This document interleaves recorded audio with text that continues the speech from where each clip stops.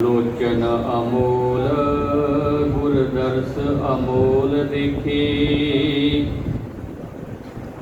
श्रवण अमोल गुर बचन धरन कै।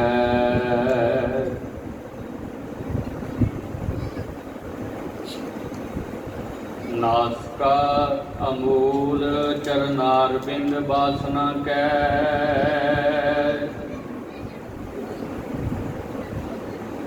रसना अमूल गुर मंत्र सिमरन कै।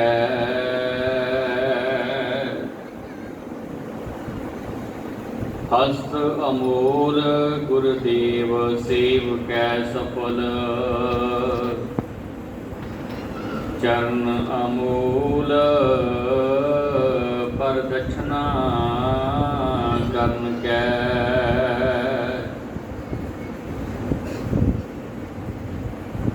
परम सत्कार सन्मान योग चवर छतर तख्त दे मालक, वालिए दो जहान रहबरे कुल आलम। शब्द गुरु पानी के बोहित हल्त पंथ के रक्षक,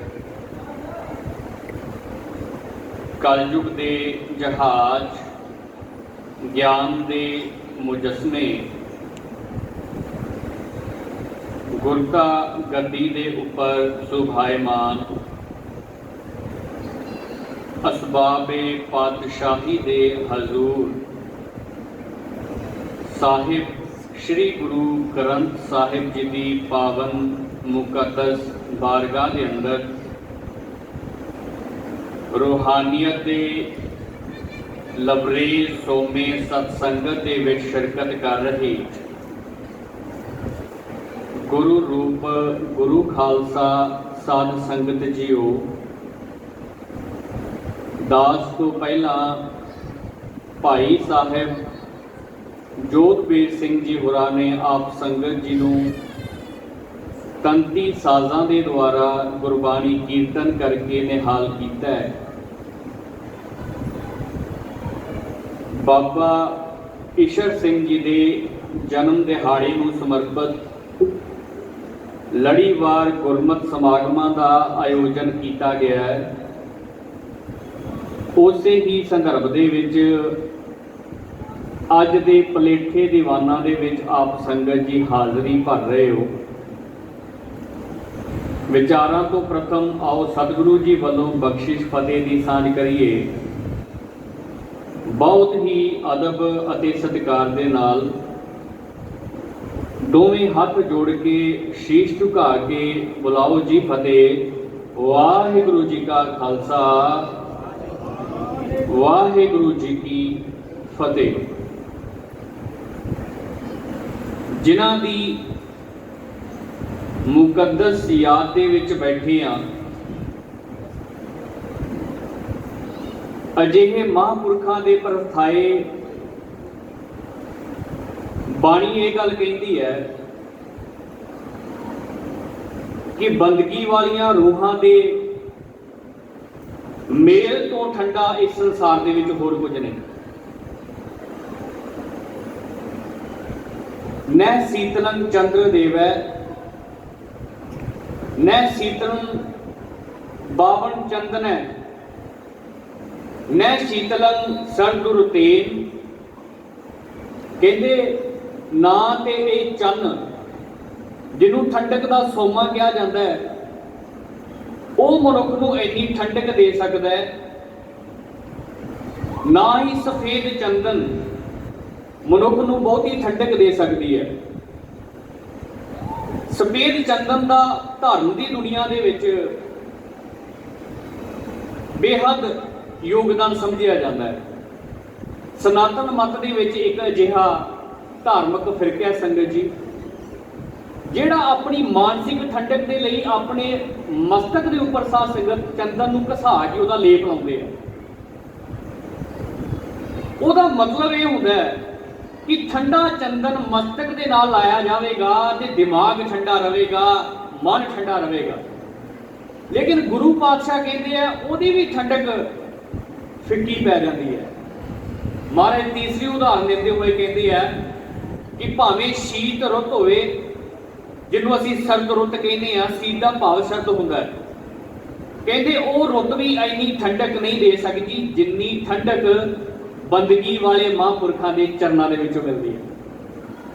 और साध संगत सच करके जानियो, जिंदगी दुनिया के उपर उही जिउंदा है जिहदा अंदर आत्मा ठंड के नाल बंदगी के नाल लबरेज हुंदा है। इस तो पहला कि मैं अपने मजमून वाल आवां, भाई गुरदास जी दीयां रचनावां दे विचों एक छोटी जी उदाहरण तुहाडे सन्मुख रखदा है। भाई गुरदास जी ने कहा कि मनुख का जिंदगी के उपर आना, धरती के उपर आना तां ही संभव है जे उहदा टिका निज घर दे विच हुंदा है। और उस निज घर के टिका के लिए भाई साहब जी ने पहला 3 उदाहरण दित्तियां। साध संगत जी, मैं गुजारिश करांगा तुहाडे चरणों दे विच कि जेकर तुसीं चाहुंदे हो कि तुहाडीआं आउण वालीआं पीढ़ियां, साडीआं आउण वालीआं पीढ़ियां बौद्धिक तौर ते चेतन होण, किसी भी इम्तिहान दे विच बैठन ते उत्थे कौम का, माता पिता का नाम रोशन करन, मैं गुजारिश करांगा कि भाई साहब भाई गुरदास जी के कवित सवईए ते भाई साहब भाई गुरदास जी दीयां वारां एक बारी उन्होंने जरूर पढ़ा लिओ। ये मानसिक तौर पर जिथे मनुख नूं चेतन करदियां ने, उत्थे आत्मक तौर पर, रूहानी तौर पर बंदगी दे नाल भी भर दिंदियां ने। मैं उहदे विचों छोटी जी उदाहरण दे के अपने मजमून वाल चलांगा। भाई गुरदास जी ने सब तो पहली उदाहरण दी साध संगत जी बेड़ी की। पुराने समय के विच जदों पुल नहीं सी हुंदे, उन्हां समयां दे विच साध संगत दरियावां दे विचों बेड़ियां गुजरिया करदियां सन। ते बेड़ी दे विच जदों पूर पैंदा सी ना, वो पूर दे भार दे नाल साध संगत बेड़ी पानी दे विच इन्नी ज़्यादा चली जाती सी कि केवल 3-4 उंगलां बेड़ी बाहर रहिंदी सी। भाई गुरदास जी ने उहदे तो ही उदाहरण लई।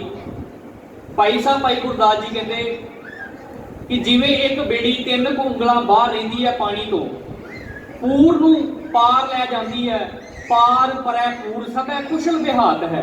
वो जिहड़ा पूर उहदे विच बैठा हुंदा उहनूं ते लगदा बेड़ी पानी दे विच काफ़ी चली गई, लेकिन कहते वो जिहड़ियां 3 उंगलां बेड़ी बाहर सी ना, वो सारी पूर नूं पार लै जाती है ते पूर दे विच खुशी आ जाती है।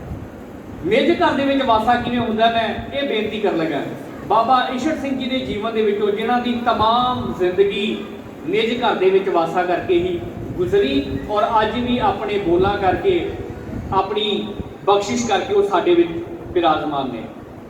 दूसरी उदाहरण दे विच भाई साहब भाई गुरदास जी कहते हैं, कहते जैसे एकाहारी एक घड़ी पाकशाला बैठ, भोजन कै व्यंजनाद स्वाद कै आघात है। कहते जिवें इको समय प्रशादा छकण वाला, एकाहारी 2 शब्दों चों बनिया, एक प्लस आहारी। आहारी का हुंदा भाव भोजन नूं भुंजना, एक का भाव एक तो असीं समझदे ही। भाई गुरदास जी कहते कि जिवें एक समय प्रशादा छकण वाला इंसान केवल थोड़ा जिहा समा माता दे कोल जां भैन दे कोल जां पत्नी दे कोल जाके रसोई दे विच बैठदा है। मातावां बैठियां ने, वो सारा दिन रसोई दे विच नहीं बैठा रहिंदा, पर कहते वो थोड़ा जिहा समा छकिया होया प्रशादा सारा दिन ਉਹਦੇ शरीर ਨੂੰ ऊर्जा बख्शदा है, और उस ऊर्जा के नाल सारा दिन तुरिया फिरदा रहिंदा। 2 उदाहरण हो गईयां। तीसरी उदाहरण दे विच भाई साहब भाई गुरदास जी कहते कि जिवें जैसे राज द्वार जाए करत जोहार जन, जोहार शब्द अज भी साध संगत छत्तीसगढ़ दे विच वरतिया जांदा है। उत्थे एक शब्द वरतदे ने, आदिवासी कबीले एक शब्द वरतदे ने, जय सेवा जय जोहार। जोहार का भाव होता है अपने पुरखियां के अगे नतमस्तक होना, अपने वड्डियां के अगे नतमस्तक होना। अज असी बाबा ईशर सिंह जी के चरणों के विच जोहार ही कर रहे हैं सत्संगत के रूप में। भाई गुरदास जी ने वो शब्द जोहार वरते है। भाई गुरदास जी कहते हैं कि जिवें राज द्वार के उपर जाके कोई राजे का बेहद खसूसी इंसान उन्होंने नमस्कार करता है, और वही कुछ कु समा की हुई नमस्कार राजे को पसंद आ जाती है। कहते राजा उन्होंने फिर जगीरा बख्श देता है। कहते देश भोगता हुए खात है, ਉਹ ਮਨੁੱਖ ਜਿਹਨੂੰ ਰਾਜਾ ਜਗੀਰਾਂ ਬਖਸ਼ ਦਿੰਦਾ ਹੈ, ਉਹਦੀ ਸਾਰੀ ਉਮਰ, ਸਾਰੇ ਉਹਦੀ ਆਉਣ ਵਾਲੀ ਪੀੜ੍ਹੀ ਉਸ ਜਗੀਰ ਨੂੰ ਭੁੰਜਦੀ ਹੈ। ਸਾਧ ਸੰਗਤ ਜੀ, 3 ਉਦਾਹਰਨਾਂ ਤੋਂ ਬਾਅਦ ਭਾਈ ਸਾਹਿਬ ਭਾਈ ਗੁਰਦਾਸ ਜੀ ਅਖੀਰ ਦੇ ਵਿੱਚ ਕਹਿੰਦੇ, ਠੀਕ ਇਸੇ ਤਰ੍ਹਾਂ ਆਠ ਹੀ ਪਹਿਰ 60 ਘੜੀ ਮੈਂ ਜੋ ਏਕ ਘੜੀ, 8 ਪਹਿਰਾਂ ਦੇ ਵਿੱਚ 60 ਘੜੀਆਂ ਹੁੰਦੀਆਂ ਨੇ। ਉਹਨਾਂ 60 ਘੜੀਆਂ ਦੇ ਵਿੱਚੋਂ ਜੇਕਰ ਕੋਈ ਇੱਕ ਘੜੀ ਵੀ ਬੰਦਗੀ ਕਰਦਾ ਹੈ, ਸਿਮਰਨ ਕਰਨ ਵਾਲਿਆਂ ਦੀ ਸੰਗਤ ਕਰਦਾ ਹੈ, ਸਾਧੂ ਜਨਾਂ ਦੀ ਸੰਗਤ ਕਰਦਾ ਹੈ, ਕਹਿੰਦੇ ਨਿਜ ਘਰ ਜਾਤ ਹੈ। ਸਾਧ ਸਮਾਗਮ ਕਰੇ ਨਿਜ ਘਰ ਜਾਤ ਹੈ, ਉਹ ਆਪਣੇ ਨਿਜ ਘਰ ਦੇ ਵਿੱਚ ਰਹਿ ਜਾਂਦਾ। ਸਮੱਸਿਆ ਉਦੋਂ ਪੈਦਾ ਹੁੰਦੀ ਹੈ ਜਦੋਂ ਮਨੁੱਖ ਆਪਣੇ ਨਿਜ ਘਰ ਨੂੰ ਛੱਡ ਕੇ ਬਾਹਰ ਮੁਖੀ ਹੁੰਦਾ। ਸਾਧ ਸੰਗਤ ਜੀ, ਬਾਬਾ ਈਸ਼ਰ ਸਿੰਘ ਜੀ ਦਾ ਤਮਾਮ ਜੀਵਨ ਨਿਜ ਘਰ ਦੇ ਵਿੱਚ ਟਿਕਿਆ ਹੋਇਆ ਸੀ। ਮੈਂ ਤੁਹਾਨੂੰ ਬਾਅਦ ਦੇ ਵਿੱਚ ਦੱਸਾਂਗਾ ਉਹ ਕਹਾਣੀਆਂ ਜਿਨ੍ਹਾਂ ਤੋਂ ਇਹ ਅਸੀਂ ਅੰਦਾਜ਼ਾ ਲਗਾ ਸਕਦੇ ਹਾਂ ਕਿ ਬਾਬਾ ਈਸ਼ਰ ਸਿੰਘ ਜੀ ਦਾ ਕਿੰਨਾ ਕਮਾਲ ਦਾ ਜੀਵਨ ਸੀ। ਅਜੋਕੇ ਦੌਰ ਦੇ ਵਿੱਚ ਪਤਾ ਨਹੀਂ ਸਾਨੂੰ ਕੀ ਮਾਰ ਵਗ ਗਈ, ਮਾਫੀ ਚਾਹਾਂਗੇ ਸ਼ਬਦ ਵਰਤਣ ਲੱਗਿਆ, ਅਸੀਂ ਤਰਕ ਕਰਨਾ ਸ਼ੁਰੂ ਕਰ ਦਿੱਤਾ ਆਪਣੇ ਧਰਮ ਦੇ ਉੱਪਰ, ਆਪਣੀ ਬਾਣੀ ਦੇ ਉੱਪਰ, ਆਪਣੇ ਮਹਾਂਪੁਰਖਾਂ ਦੇ ਉੱਪਰ, ਆਪਣੀਆਂ ਸੰਸਥਾਵਾਂ ਦੇ ਉੱਪਰ, ਆਪਣੀਆਂ ਪਰੰਪਰਾਵਾਂ ਦੇ ਉੱਪਰ। ਤੇ ਜਿਹੜੀਆਂ ਕੌਮਾਂ ਆਪਣੀਆਂ ਪਰੰਪਰਾਵਾਂ, ਆਪਣੀਆਂ ਸੰਸਥਾਵਾਂ, ਆਪਣੀਆਂ ਮਹਾਂਪੁਰਖ, ਆਪਣੇ ਇਤਿਹਾਸ ਦੇ ਉੱਪਰ ਤਰਕ ਕਰਨਾ ਸ਼ੁਰੂ ਕਰ ਦਿੰਦੀਆਂ, ਉਹ ਧਰਤੀ ਦੇ ਉੱਪਰੋਂ ਇਸ ਤੋਂ ਨਾਬੂਦ ਹੋ ਜਾਇਆ ਕਰਦੀਆਂ ਨੇ। ਭਾਈ ਗੁਰਦਾਸ ਜੀ ਕਹਿੰਦੇ ਕਿ ਨਿਜ ਘਰ ਦੇ ਵਿੱਚ ਵਾਸਾ ਹੋ ਜਾਂਦਾ ਜਿਹੜਾ ਬੰਦਗੀ ਵਾਲਿਆਂ ਦੀ ਸੰਗਤ ਕਰਦਾ ਹੈ। ਸਾਧ ਸੰਗਤ, ਇੱਕ ਦੱਖਣੀ ਕੋਰੀਆ ਦੀ ਤੁਹਾਡੇ ਨਾਲ ਮੈਂ ਸਾਂਝੀ ਕਰਾਂ। ਨਿਜ ਘਰ, ਦੱਖਣੀ ਕੋਰੀਆ ਦੀ ਇੱਕ ਕਥਾ ਆਉਂਦੀ ਹੈ, ਬੜੀ ਪ੍ਰਸਿੱਧ ਹੈ ਉੱਥੋਂ ਦੀ ਕਥਾ। ਜਿਵੇਂ ਪੰਜਾਬ ਦੇ ਵਿੱਚ ਦੁੱਲੇ ਭੱਟੀ ਦੀਆਂ ਕਥਾਵਾਂ ਬੜੀਆਂ ਪ੍ਰਸਿੱਧ ਨੇ, ਅਜਿਹੀਆਂ ਬਹੁਤ ਕਿਸੇ ਬਹੁਤ ਪ੍ਰਸਿੱਧ ਨੇ। ਇਸੇ ਤਰ੍ਹਾਂ ਦੱਖਣੀ ਕੋਰੀਆ ਦੀ ਇੱਕ ਕਥਾ ਬੜੀ ਪ੍ਰਸਿੱਧ ਹੈ। ਸਾਧ ਸੰਗਤ, ਦੱਖਣੀ ਕੋਰੀਆ ਦੇ ਵਿੱਚ ਨਾ ਇੱਕ ਪਰੰਪਰਾ ਹੈ ਕਿ ਹਰੇਕ ਲੋਕ ਆਪਣੇ ਘਰ ਦੇ ਸਾਹਮਣੇ ਗਮਲੇ ਰੱਖਦੇ ਨੇ ਤੇ ਗਮਲੇ ਦੇ ਵਿੱਚ ਫੁੱਲ ਜ਼ਰੂਰ ਲਾਉਂਦੇ ਨੇ।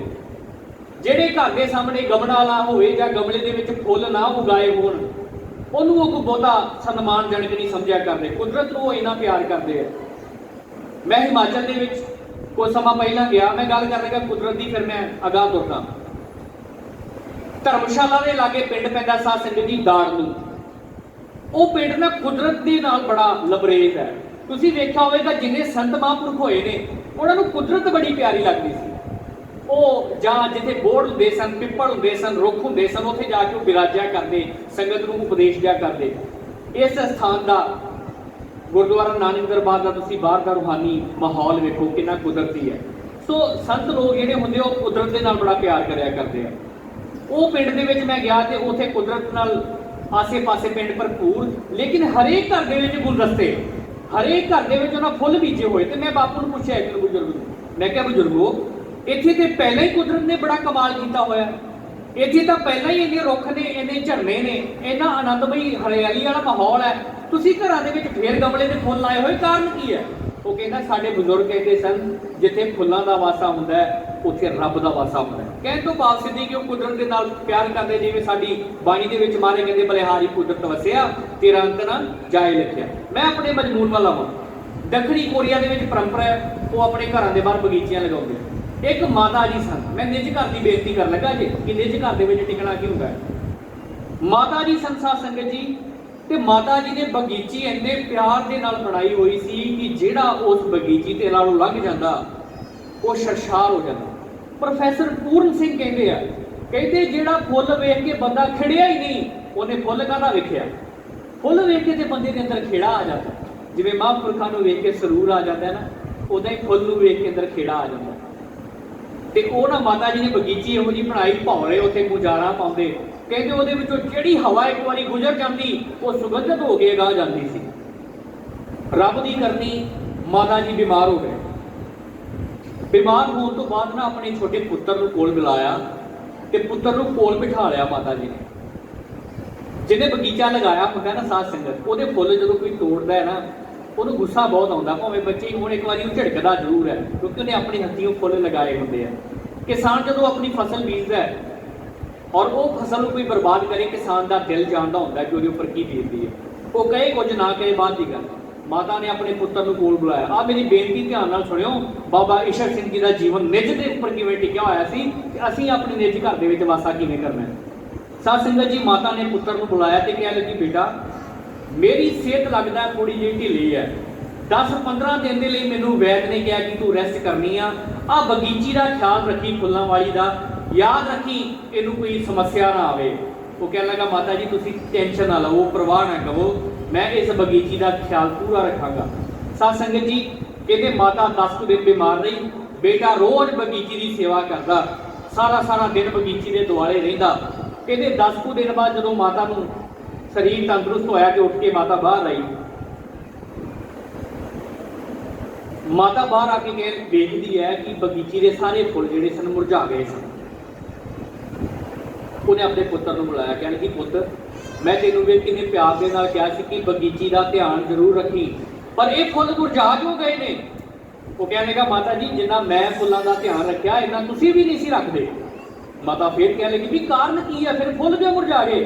माता कह लगी कि तू कितना फुलों को संभालता सा? वो कह लगा मैं फुल का कला कला पत्ता साफ करता सी, मैं फुल की कली कली टाणी के उपर कपड़ा मारता सी, मैं इन्हां दे उपर कोई भौरा नहीं सी बहन दिंदा, मैं थले कोई घाह नहीं सी उगन दिंदा। ते माता कह लगी पुत जड़ां नूं पानी पाया? वो कह लगा माता जड़ां नूं पानी नहीं पाया।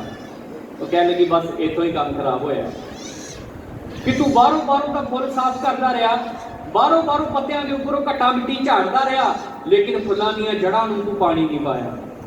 ठीक इसे तरह अजोके समय के दौरान असी अपने आप को बाहरों शंगारन का पूरा जोर लाया हुआ है, अपने आप को बाहरों सोहने बनाउण दा ते बड़ा जोर लगाया हुआ है, पर जिहड़ा बंदगी अंदर दी जिथे बंदगी पैनी चाहिए है, जिहड़ियां जड़ां दे विच बंदगी नाम पैना चाहिए है, उहनूं असीं संभालण ते कोई जोर नहीं लाया होया।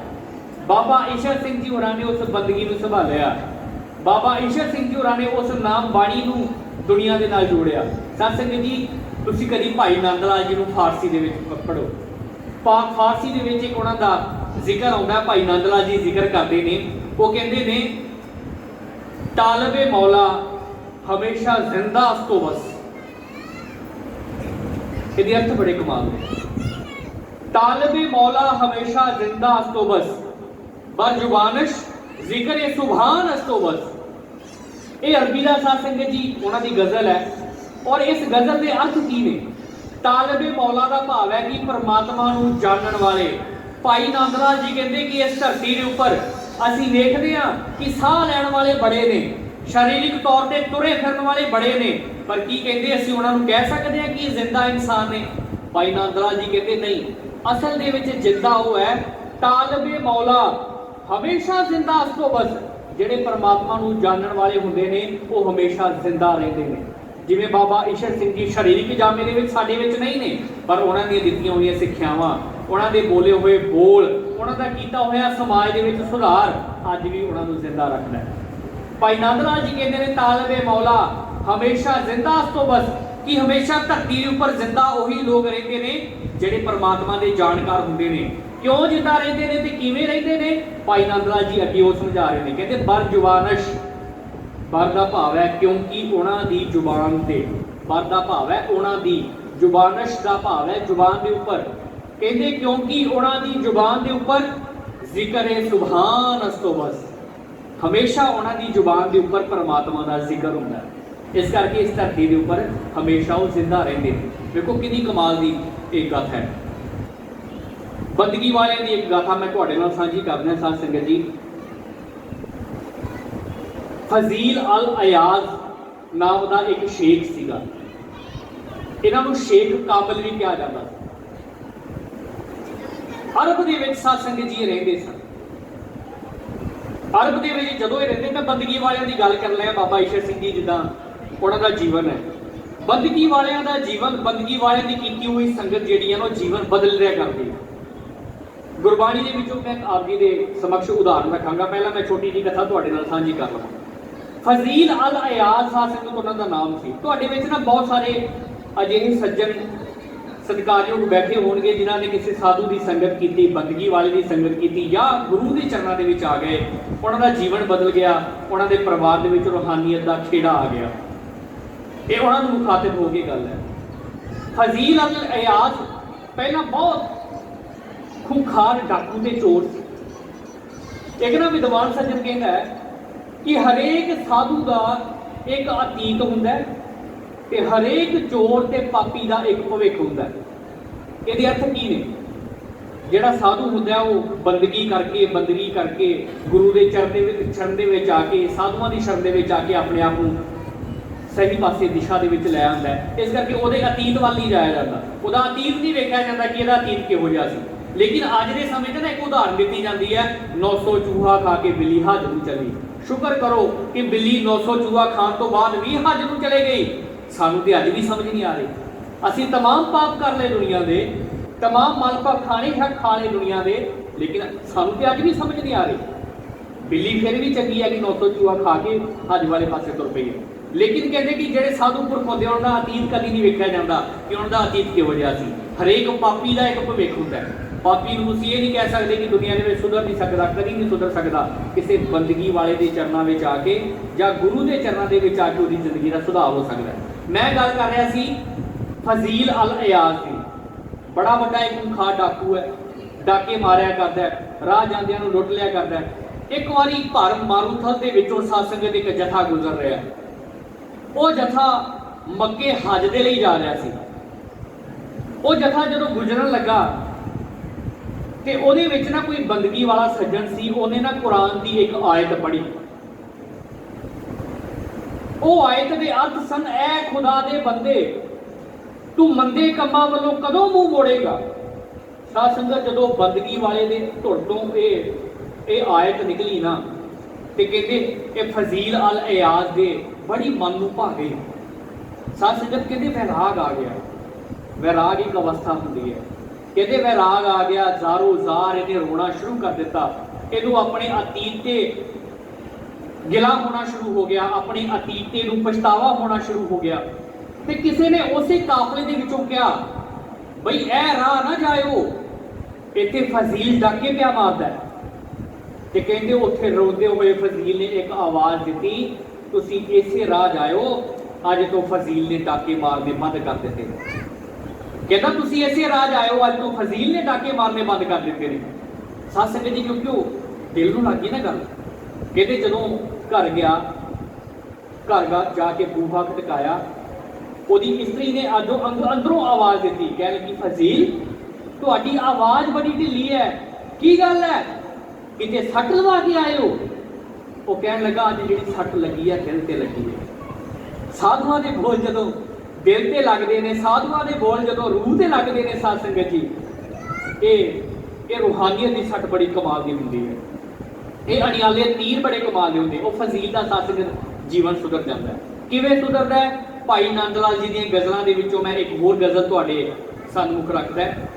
ਭਾਈ ਹੋਲਾ ਮਹੱਲਾ ਉਹਨੇ ਗੁਜ਼ਰਿਆ, ਹੋਲੀ ਦੇ ਨਾਲ ਸੰਬੰਧਿਤ ਇਹ ਗੁਰੂ ਗੋਬਿੰਦ ਸਿੰਘ ਜੀ ਮਹਾਰਾਜ ਜੀ ਨੂੰ ਮੁਖਾਤਬ ਹੋ ਕੇ ਭਾਈ ਨੰਦ ਲਾਲ ਜੀ ਕਹਿੰਦੇ ਨੇ, ਕਹਿੰਦੇ ਅਹੇ ਪਿਸਕਾਰੀਏ ਪੁਰਜ਼ਾਫਰੀਨ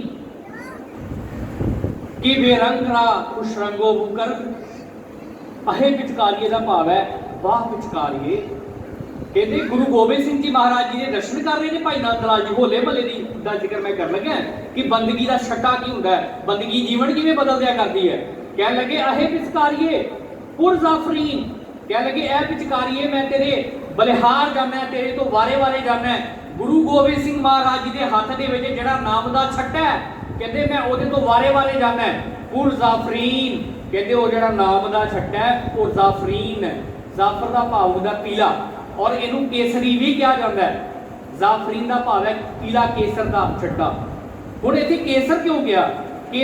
ਕੇਸਰੀ ਕਲਰ ਦੀ ਗੱਲ ਕਿਉਂ ਕੀਤੀ ਹੈ? ਕਿਉਂਕਿ ਸਾਧੂ ਫੁੱਲਾਂ ਦੇ ਵਿੱਚ ਕੇਵਲ ਕੇਸਰ ਅਜਿਹਾ ਫੁੱਲ ਹੈ ਜਿਹਦੀ ਸੁਗੰਧੀ ਵੀ ਬਾਕਮਾਲ, ਜਿਹਦੀ ਤਾਕਤ ਵੀ ਬਾਕਮਾਲ, ਜਿਹਦਾ ਰੰਗ ਵੀ ਬਾਕਮਾਲ, ਜਿਹਦਾ ਸਵਾਦ ਵੀ ਬਾਕਮਾਲ। ਇਸ ਕਰਕੇ ਉੱਥੇ ਕੇਸਰ ਦਾ ਇਹਨਾਂ ਨੇ ਸ਼ਬਦ ਵਰਤਿਆ।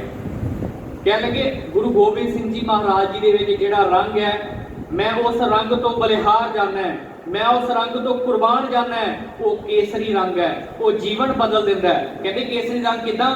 ਕਹਿੰਦੇ ਕੀ ਬੇਰੰਗੋ, ਕਹਿੰਦੇ ਜਿਹੜੇ ਲੋਕ ਬੇਰੰਗ ਨੇ, ਜਿਨ੍ਹਾਂ ਦੀ ਜ਼ਿੰਦਗੀ ਦੇ ਵਿੱਚੋਂ ਰੰਗ ਖਤਮ ਹੋ ਗਿਆ, ਖੁਸ਼ ਰੰਗੋ ਮੁਕਰਦ। ਆ ਗੁਰੂ ਗੋਬਿੰਦ ਸਿੰਘ ਜੀ ਮਹਾਰਾਜ ਜੀ ਦੇ ਨਾਮ ਦਾ ਛੱਟਾ ਉਹਨੂੰ ਵੀ ਖੁਸ਼ ਰੰਗ ਕਰ ਦਿੰਦਾ ਹੈ। ਦੁਨੀਆ ਦੇ ਉੱਪਰ ਹੋਰ ਬੰਦੇ ਨੂੰ ਕੀ ਚਾਹੀਦਾ ਹੁੰਦਾ ਹੈ ਕਿ ਉਹ ਬੇਰੰਗ ਤੋਂ ਰੰਗ ਵਾਲਾ ਹੋ ਜਾਏ।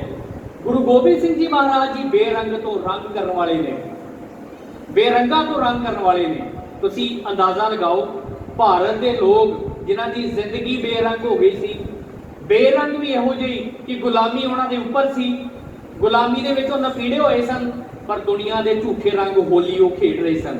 ਗੁਰੂ ਗੋਬਿੰਦ ਸਿੰਘ ਮਹਾਰਾਜ ਜੀ ਨੇ ਕਿਹਾ ਕਿ ਉਤਨੀ ਦੇਰ ਅਜਿਹੀਆਂ ਖੁਸ਼ੀਆਂ ਮਨਾਉਣ ਦਾ ਕੋਈ ਫਾਇਦਾ ਨਹੀਂ ਜਿੰਨੀ ਦੇਰ ਬੰਦੇ ਦੀ ਮਾਨਸਿਕਤਾ ਤੇ ਉਹਦਾ ਅੰਦਰ ਗੁਲਾਮ ਹੁੰਦਾ ਹੈ। ਬੰਦੇ ਦੇ ਅੰਦਰ ਦੀ ਆਜ਼ਾਦੀ ਤਾਂ ਹੀ ਆ ਸਕਦੀ ਹੈ ਜਦੋਂ ਕਿਸੇ ਬੰਦਗੀ ਵਾਲੇ ਦੇ ਚਰਨਾਂ ਦੇ ਨਾਲ ਜੁੜਦਾ ਜਾਂ ਗੁਰੂ ਦੇ ਚਰਨਾਂ ਦੇ ਨਾਲ ਜੁੜਦਾ ਹੈ। ਗੁਰੂ ਗੋਬਿੰਦ ਸਿੰਘ ਜੀ ਨੇ ਕਿਹਾ ਕਿ ਤੁਸੀਂ ਅੱਜ ਤੋਂ ਬਾਅਦ ਇਹ ਦੁਨੀਆ ਦੇ ਕੂੜੇ ਰੰਗ ਨਹੀਂ ਖੇਡੋਗੇ, ਅਸੀਂ ਹੋਲਾ ਤੇ ਮਹੱਲਾ ਮਨਾਇਆ ਕਰਾਂਗੇ। ਹੋਲਾ ਤੇ ਮਹੱਲਾ ਦੋ ਸ਼ਬਦ ਨੇ ਸਾਧ ਸੰਗਤ ਜੀ। ਹੋਲੇ ਦਾ ਅਰਥ ਹੁੰਦਾ ਹੈ ਹਮਲਾ ਤੇ ਮਹੱਲੇ ਦਾ ਅਰਥ ਹੁੰਦਾ ਹੈ ਹਮਲਾ ਕਰਨ ਦੀ ਥਾਂ। ਵੇਖੋ ਸਾਧ ਸੰਗਤ, ਨੈਪੋਲੀਅਨ ਬੋਨਾਪਾਰਟ ਦੁਨੀਆ ਦਾ ਮਹਾਨ ਜਰਨੈਲ ਹੋਇਆ। ਉਹ ਕਹਿੰਦਾ ਕਿ ਦੁਨੀਆ ਦੇ ਉੱਪਰ ਜੰਗ ਜਿੱਤਣਾ ਬੜਾ ਸੌਖਾ ਹੈ, ਪਰ ਕਿਸੇ ਦੀ ਮਾਨਸਿਕਤਾ ਨੂੰ ਚੇਂਜ ਕਰਨਾ ਬਹੁਤ ਔਖਾ ਹੈ। ਗੁਰੂ ਗੋਬਿੰਦ ਸਿੰਘ ਜੀ ਮਹਾਰਾਜ ਜੀ ਨੇ ਭਾਰਤ ਵਰਸ਼ ਦੇ ਲੋਕਾਂ ਦੀ ਮਾਨਸਿਕਤਾ ਨੂੰ ਚੇਂਜ ਕੀਤਾ ਹੈ। ਉਹ ਲੋਕ ਜਿਨ੍ਹਾਂ ਨੇ ਗੁਲਾਮੀ ਨੂੰ ਆਪਣੀ ਜ਼ਿੰਦਗੀ ਸਮਝ ਲਿਆ, ਉਹ ਲੋਕ ਜਿਨ੍ਹਾਂ ਨੇ ਦੁਸ਼ਮਣ ਦੀ ਜਾਂ ਜਿਹੜਾ ਉਹਨਾਂ ਦੇ ਉੱਪਰ ਰਾਜ ਕਰ ਰਿਹਾ ਸੀ ਉਹਨਾਂ ਦੀ ਬੋਲੀ ਬੋਲਣੀ ਸ਼ੁਰੂ ਕਰ ਦਿੱਤੀ, ਉਹ ਲੋਕ ਜਿਹੜਾ ਆਪਣਾ ਸੱਭਿਆਚਾਰ ਤੇ ਆਪਣਾ ਪਹਿਰਾਵਾ ਤੱਕ ਭੁੱਲ ਗਏ ਸਨ, ਗੁਰੂ ਗੋਬਿੰਦ ਸਿੰਘ ਜੀ ਮਹਾਰਾਜ ਜੀ ਨੇ ਉਹਨਾਂ ਨੂੰ ਸੁਧਾਰਨ ਦਾ ਫੈਸਲਾ ਕੀਤਾ, ਉਹਨਾਂ ਦੇ ਅੰਦਰ ਅਣਖ ਜਗਾਉਣ ਦਾ ਫੈਸਲਾ ਕੀਤਾ। ਔਰ ਗੁਰੂ ਗੋਬਿੰਦ ਸਿੰਘ ਜੀ ਮਹਾਰਾਜ ਜੀ ਨੇ ਜਦੋਂ ਕਿਹਾ ਕਿ ਤੁਸੀਂ ਹੋਲਾ ਮਹੱਲਾ ਖੇਡਿਆ ਕਰੋਗੇ, ਉਹ ਲੋਕ ਗੁਰੂ ਗੋਬਿੰਦ ਸਿੰਘ ਜੀ ਮਹਾਰਾਜ ਜੀ ਦੇ ਸਨਮੁਖ ਆ ਕੇ ਕਹਿਣ ਲੱਗੇ, ਮਹਾਰਾਜ ਨੰਗੀ ਗਰਦ ਕਬੂ ਨਹੀਂ ਪਕੜੀ, हमरा काम तोलन में तकड़ी, नंगी गर्द कबू नहीं पकड़ी, चिड़ी उड़े तो मैं डर जाऊं, मुगलों से कैसे लड़ पाऊं। कह लगे महाराज तुसीं कहंदे हो मुगलों के नाल लड़ना है, तुसीं कहंदे हो तुहाडे अंदरों गुलामी खत्म करनी है, असीं ते वो लोग है जिन्हां ने नंगी गर्द नहीं कदी फड़ी, तुसीं शमशीर फड़ाउण दी गल करदे हो। ਅਸੀਂ ਤੇ ਬਸ ਤਕੜੀ ਦੇ ਨਾਲ ਤੋਲਣਾ ਜਾਣਦੇ ਆ, ਆਪਣਾ ਵਪਾਰ ਕਰਨਾ ਜਾਣਦੇ ਆ, ਤੁਸੀਂ ਮੁਗਲਾਂ ਦੇ ਨਾਲ ਸਾਨੂੰ ਲੜਾਉਣਾ ਚਾਹੁੰਦੇ ਹੋ। ਫਿਰ ਗੁਰੂ ਗੋਬਿੰਦ ਸਿੰਘ ਜੀ ਮਹਾਰਾਜ ਜੀ ਨੇ ਉੱਥੇ ਨਾਮ ਦਾ ਛਟਾ ਦਿੱਤਾ ਹੈ, ਉੱਥੇ ਹੋਲਾ ਮਹੱਲਾ ਖੜਾਇਆ ਹੈ, ਉੱਥੇ ਅੰਮ੍ਰਿਤ ਦੀ ਦਾਤ ਬਖਸ਼ੀ ਹੈ, ਲੋਕਾਂ ਦੀ ਵਿਚਾਰਧਾਰਾ ਚੇਂਜ ਕਰ ਦਿੱਤੀ ਹੈ। ਔਰ ਗੁਰੂ ਗੋਬਿੰਦ ਸਿੰਘ ਜੀ ਮਹਾਰਾਜ ਜੀ ਨੇ ਇਹ ਗੱਲ ਉੱਥੇ ਕਹੀ ਕਿ एक एक को धर लूंगा शमशीर के आगे, रख दूंगा दिलो सीना चीर के आगे। पहले दुनिया झुकती थी तकदीर के आगे, अब तकदीर भी झुकेगी मेरी शमशीर के आगे। गुरु गोबिंद सिंह जी महाराज जी ने विचारधारा से मानसिकता चेंज करके रख दी है, क्योंकि बंदगी का छटा दिता, नाम का छटा दिता। साध संगत पिछले दिन तुसीं कुछ वीडियो वायरल होईयां देखियां होणगीਆਂ कि साडे नौजवान चढ़दी कला दे नाल गुरुद्वारा मणिकरण साहब वाले पासे दर्शन दीदार करन दे लई गए। कुछ लोगों ने नफरत का प्रगटावा करदਿਆਂ ਹੋਇਆਂ ਉਹਨਾਂ ਦੇ ਮੋਟਰਸਾਈਕਲਾਂ ਦੇ ਅੱਗੋਂ ਨਿਸ਼ਾਨ ਸਾਹਿਬ ਲਹਾਏ। ਇਹ ਉਹ ਕਾਇਰ ਤੇ ਬੇਸ਼ਰਮ ਲੋਕ ਨੇ ਜਿਨ੍ਹਾਂ ਨੂੰ ਇਹ ਨਹੀਂ ਯਾਦ ਕਿ ਇਸ ਹਿੰਦੁਸਤਾਨ ਨੂੰ ਆਜ਼ਾਦ ਕਰਾਉਣ ਦੇ ਲਈ ਜੇਕਰ ਸਭ ਤੋਂ ਪਹਿਲਾਂ ਕੋਈ ਪਰਚਮ ਝੁੱਲਿਆ ਤੇ ਉਹ ਕੇਸਰੀ ਪਰਚਮ ਝੁੱਲਿਆ, ਉਹ ਕੇਸਰੀ ਨਿਸ਼ਾਨ ਸਾਹਿਬ ਝੁੱਲਿਆ ਜਿਹੜਾ ਉਹਨਾਂ ਨੇ ਲਾਉਣ ਦੀ ਕੋਸ਼ਿਸ਼ ਕੀਤੀ। ਅੱਜ ਹਿੰਦੁਸਤਾਨ ਇਸ ਨਸ਼ੇ ਦੇ ਉੱਪਰ ਨਾ ਹੁੰਦਾ ਜੇਕਰ ਹਿੰਦੁਸਤਾਨ ਦੇ ਵਿੱਚ ਉਹ ਕੇਸਰੀ ਨਿਸ਼ਾਨ ਸਾਹਿਬ ਨਾ ਹੁੰਦਾ। ਸਾਧ ਸੰਗਤ ਜੀ ਇਹਨਾਂ ਨੂੰ ਇਹ ਗੱਲ ਦੀ ਸਮਝ ਹੀ ਨਹੀਂ ਆ ਰਹੀ। ਖੈਰ ਮੈਂ ਆਪਣੇ ਮਜ਼ਮੂਨ ਵਾਲੇ ਪਾਸੇ ਆਵਾਂ। ਅਸੀਂ ਗੱਲ ਕਰ ਰਹੇ ਸਾਂ ਬੰਦਗੀ ਵਾਲੇ ਪੁਰਸ਼ ਦੀ ਜ਼ਿੰਦਗੀ ਦੇ ਵਿੱਚ ਕਿਹੋ ਜਿਹਾ ਰੂਹਾਨੀਅਤ ਭਰਿਆ ਰੰਗ ਹੁੰਦਾ ਹੈ। ਸਾਧ ਸੰਗਤ ਜੀ ਭਾਈ ਸਾਹਿਬ ਭਾਈ ਗੁਰਦਾਸ ਜੀ ਦਾ ਇੱਕ ਕਵਿਤ ਸਵਈਆ, ਮੈਂ ਕੇਵਲ ਇਹਦੇ ਅਰਥ ਸਾਂਝੇ ਕਰਾਂਗਾ ਕਿਉਂਕਿ ਮੇਰੇ ਕੋਲ ਸਮੇਂ ਦੀ ਘਾਟ ਹੈ। ਮੈਂ ਚਾਹੁੰਦਾ ਕਿ ਮੈਂ ਆਪਣਾ ਮਜ਼ਮੂਨ ਪੂਰਾ ਕਰ ਦੇਵਾਂ। ਭਾਈ ਸਾਹਿਬ ਭਾਈ ਗੁਰਦਾਸ ਜੀ ਕਹਿੰਦੇ ਨੇ ਕਿ ਜਿਹੜੇ ਬੰਦਗੀ ਵਾਲੇ ਪੁਰਸ਼ ਹੁੰਦੇ ਨੇ ਉਹਨਾਂ ਦੇ ਜੀਵਨ ਦੇ ਵਿੱਚ ਨਾ ਕੁਝ ਤਬਦੀਲੀਆਂ ਆਉਂਦੀਆਂ, ਉਹਨਾਂ ਦੇ ਜੀਵਨ ਦੇ ਵਿੱਚ ਕੁਝ ਸਾਨੂੰ ਨਿਸ਼ਾਨੀਆਂ ਮਿਲਦੀਆਂ ਨੇ, ਪਤਾ ਲੱਗਦਾ ਕਿ ਇਹ ਮਨੁੱਖ ਬੰਦਗੀ ਵਾਲਾ ਹੋ ਸਕਦਾ। ਸਾਡੇ ਬਜ਼ੁਰਗ ਨਾ ਪੁਰਾਣੇ ਸਮੇਂ ਦੇ ਵਿੱਚ ਨਾ ਇੱਕ ਉਦਾਹਰਨ ਦਿਆ ਕਰਦੇ ਸਨ, ਪੱਥਰ ਤੇ ਲਕੀਰ, ਵੀ ਫਲਾਣੇ ਦੀ ਗੱਲ ਜਿਹੜੀ ਹੈ ਨਾ ਆਖੀ ਹੋਈ ਉਹ ਪੱਥਰ ਤੇ ਲਕੀਰ ਵਰਗੀ ਆ। ਇੱਕ ਹੋਰ ਉਦਾਹਰਨ ਉਹ ਦਿਆ ਕਰਦੇ ਸਨ ਕਿ ਫਲਾਣੇ ਦੀ ਬੰਦੇ ਦੀ ਗੱਲ ਜਿਹੜੀ ਹੈ ਨਾ ਉਹ ਪਾਣੀ ਦੀ ਲਕੀਰ ਵਰਗੀ ਆ, ਉਹਦਾ ਕੋਈ ਸਟੈਂਡ ਨਹੀਂ। ਭਾਈ ਗੁਰਦਾਸ ਜੀ ਨੇ ਬੰਦਗੀ ਵਾਲੇ ਦੀ ਜਦੋਂ ਗੱਲ ਕੀਤੀ ਉਹਨਾਂ ਨੇ ਪੱਥਰ ਤੇ ਲਕੀਰ ਦੀ ਉਦਾਹਰਨ ਆਪਣੀ ਬਾਣੀ ਦੇ ਵਿੱਚ ਦਿੱਤੀ, ਕਵਿਤ ਸਵਈਆਂ ਦੇ ਵਿੱਚ ਦਿੱਤੀ। ਭਾਈ ਗੁਰਦਾਸ ਜੀ ਕਹਿੰਦੇ ਕਿ ਜਿਵੇਂ ਪੱਥਰ ਤੇ ਪਈ ਹੋਈ ਲਕੀਰ ਕਦੀ ਵੀ ਪੱਥਰ ਦਾ ਸਾਥ ਨਹੀਂ ਛੱਡਦੀ, ਪੱਥਰ ਟੁੱਟ ਦੇ ਸਕਦਾ ਹੈ ਲੇਕਿਨ ਉਹ ਲਕੀਰ ਕਦੇ ਨਹੀਂ ਮਿਟਦੀ। ਕਹਿੰਦੇ ਠੀਕ ਇਸੇ ਤਰ੍ਹਾਂ ਜਿਹੜੇ ਬੰਦਗੀ ਕਰਨ ਵਾਲੇ ਇਨਸਾਨ ਹੁੰਦੇ ਨੇ, ਜਿਹੜੇ ਸਾਧੂ ਪੁਰਖ ਹੁੰਦੇ ਨੇ, ਉਹ ਚੰਗਿਆਈ ਕਰਦੇ ਨੇ, ਉਹ ਪੱਥਰ ਤੇ ਲਕੀਰ ਵਰਗੀ ਹੁੰਦੀ ਆ, ਉਹ ਕਦੀ ਖਤਮ ਨਹੀਂ ਹੋ ਸਕਦੀ। ਚੰਗਿਆਈ ਉਹ ਕਦੀ ਖਤਮ ਨਹੀਂ ਹੋ ਸਕਦੀ। ਪਰ ਕਹਿੰਦੇ ਇਹਦੇ ਤੋਂ ਉਲਟ ਉਹ ਇਨਸਾਨ ਜਿਹੜੇ ਮਨਮੁਖ ਨੇ, ਜਿਹੜੇ ਬੰਦਗੀ ਤੋਂ ਵਿਹੂਣੇ ਨੇ, ਕਹਿਣ ਲੱਗੇ ਉਹਨਾਂ ਦੀ ਜਿਹੜੀ ਚੰਗਿਆਈ ਹੁੰਦੀ ਹੈ ਉਹ पानी की लकीर वर्गी होंदी है, वो कभी भी खत्म हो जाती है। पर कहते जिहड़ी उन्हां दी बुराई होंदी है वो पत्थर ते लकीर वर्गी होंदी है। साधु दे अंदरों चंगियाई कभी नहीं जा सकती ते बुरे मनुख के अंदरों जिन्नी देर वो गुरु की शरण के नहीं आता वो अंदरों कहते बुराई नहीं जा सकती। अगे उदाहरण दी पानी के लकीर की, कह लगे जिहड़ा साधु का गुस्सा हुंदा है वो पानी के लकीर वर्गा हुंदा है, जिहड़ा साधु का वैर हुंदा है वो पानी के लकीर वर्गा हुंदा है, वो उस समय खत्म हो जाता है। तो कहते जिहड़ी चंगियाई होंदी है मनमुख की वो भी पानी के लकीर वर्गी होंदी है, उहदे नाल तुसीं चंगा करो अगले भी पालो हो सकदा तुहाडे नाल माड़ा कर देवे, उहदी चंगियाई पानी की लकीर वर्गी होंदी है। देखो उदाहरण कितनियां कमाल दियां ने।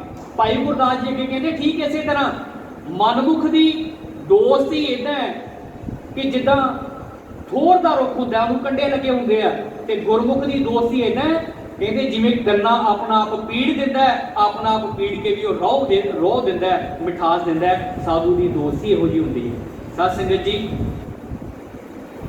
सार कुतावली एक किताब है पंडित हरदयाल जी ने लिखी हुई है। वो कहते ने द्विज प्रसन्न खिराद कर मोर मोन कन बैन। ये अर्थ ये ने कि जेडे ब्राह्मण लोग होंदे ने कहते उन्होंने खीर बड़ी पसंद होंदी है। साधुओं की गल मैं कर लगी, कहते ब्राह्मण लोगों को खीर बहुत पसंद होंदी है, ते मोर नूं बदल बड़े पसंद होंदे हैं। बदल वरदे ने मोर नूं बड़ा आनंद आता है, मोर बड़ा खिड़दा है कि भी बदल वर रहे ने, ते ब्राह्मण जिहड़ा खुश हो जाता जदों उहनूं खीर मिलती है। ठीक इसे तरह पंडित हरदयाल जी अगे कहते हैं कि जिहड़े संत होंदे ने उन्हां नूं किसी की भलाई बड़ी चंगी लगती है, वो अपना जिंदगी अपना जीवन किसी की भलाई के लिए जिउंदे ने। ते अगे कहते कि जिहड़ा मनमुख हुंदा है उहनूं किसी की बुराई बड़ी चंगी लगती है कि उन्होंने चैन ही तां आउंदा जदों किसी के उपर विपता आ जाती है। संत नूं किसी की विपता हर के चैन आउंदा है, वो विपता अपने उपर ले लैंदा है, पर मनमुख किसी की विपता नूं वेख के खुश हुंदा है।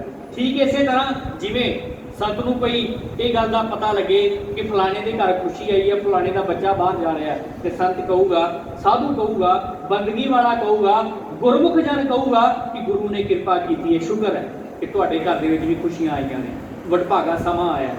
लेकिन कहते जिहड़ा अंदरों ईरखालू होएगा हो सकदा उहदे मूँह हाय निकल आए, हाय उहदे घर दे विच भी खुशियां आ गई, हाय उहदे घर दे विच भी चैन आ गया।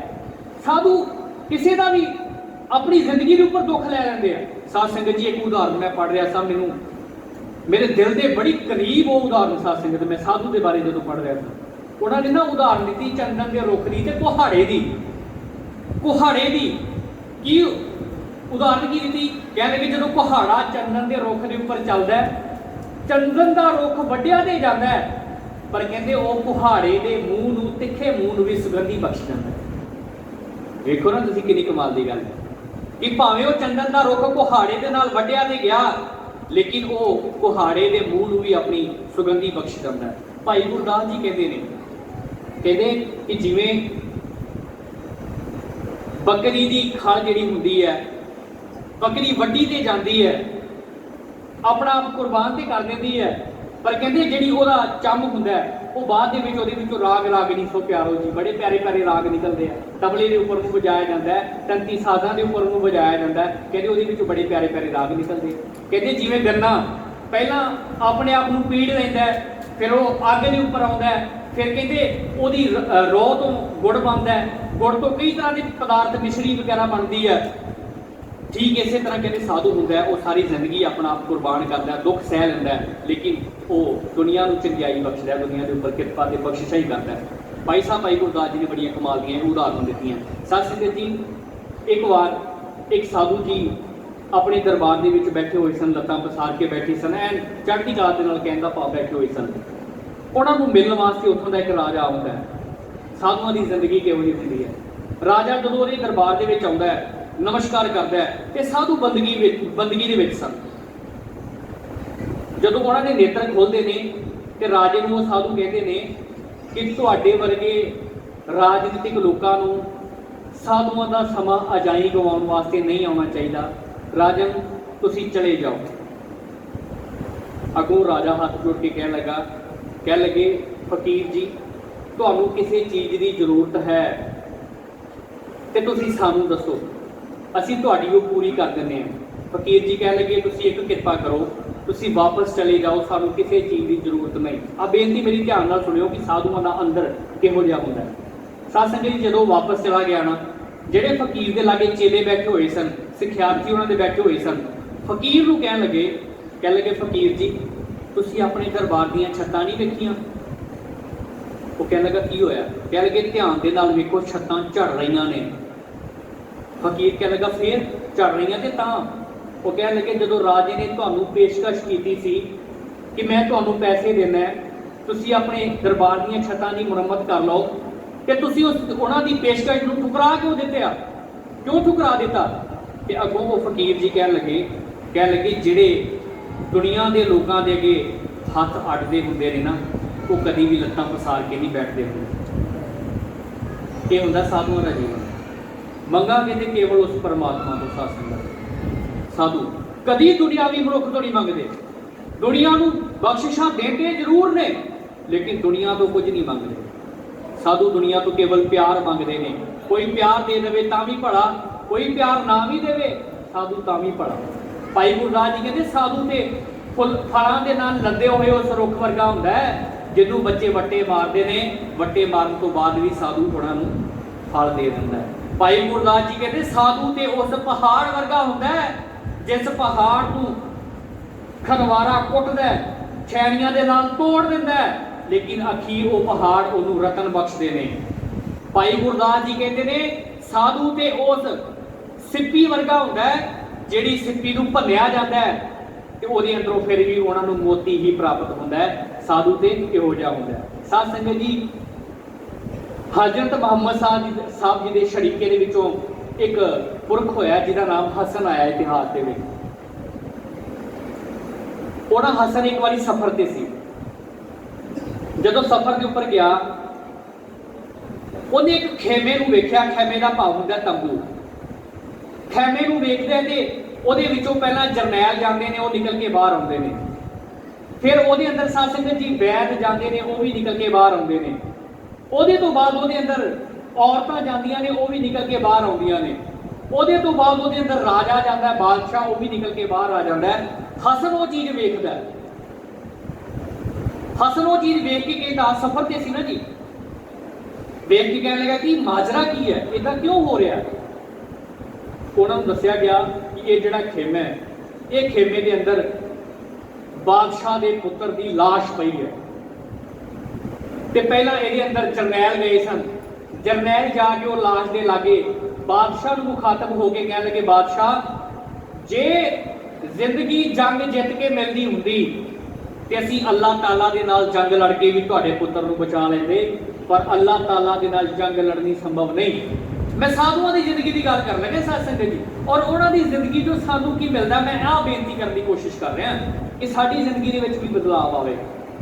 ਉਹ ਕਹਿੰਦੇ ਕਿ ਜੇ ਜੰਗ ਲੜ ਕੇ ਜ਼ਿੰਦਗੀ ਮਿਲਦੀ ਹੁੰਦੀ ਤੇ ਇਹ ਬੱਚੇ ਨੂੰ ਅਸੀਂ ਅੱਲਾਹ ਤਾਲਾ ਦੇ ਨਾਲ ਜੰਗ ਲੜ ਕੇ ਜ਼ਿੰਦਗੀ ਦਵਾ ਦਿੰਦੇ, ਲੇਕਿਨ ਅੱਲਾਹ ਦੇ ਨਾਲ ਕੋਈ ਜੰਗ ਨਹੀਂ ਲੜ ਸਕਦਾ। ਹਸਨ ਨੇ ਪੁੱਛਿਆ ਫਿਰ ਵੈਦ ਕਾਹਦੇ ਵਾਸਤੇ ਗਏ ਸਨ? ਉਹ ਕਹਿਣ ਲੱਗਾ ਵੈਦ ਗਏ ਸਨ। ਵੈਦਾਂ ਨੇ ਇਹ ਗੱਲ ਕਿਹਾ ਕਿ ਦੁਨੀਆ ਦੇ ਉੱਪਰ ਸਾਡੀ ਵੈਦਗੀ ਕੰਮ ਕਰਦੀ ਹੈ, ਪਰ ਇੱਥੇ ਸਾਡੀ ਵੈਦਗੀ ਵੀ ਜਵਾਬ ਦੇ ਦਿੰਦੀ ਹੈ। ਜਦੋਂ ਮੌਤ ਆਉਂਦੀ ਹੈ ਸਾਡੀ ਵੈਦਗੀ ਵੀ ਉੱਥੇ ਕਿਸੇ ਕੰਮ ਦੀ ਨਹੀਂ, ਡਾਕਟਰੀ ਵੀ ਕਿਸੇ ਕੰਮ ਦੀ ਨਹੀਂ। ਉਹ ਕਹਿਣ ਲੱਗਾ ਫਿਰ ਔਰਤਾਂ ਕਿਸ ਕੰਮ ਦੇ ਲਈ ਗਈਆਂ ਸਨ?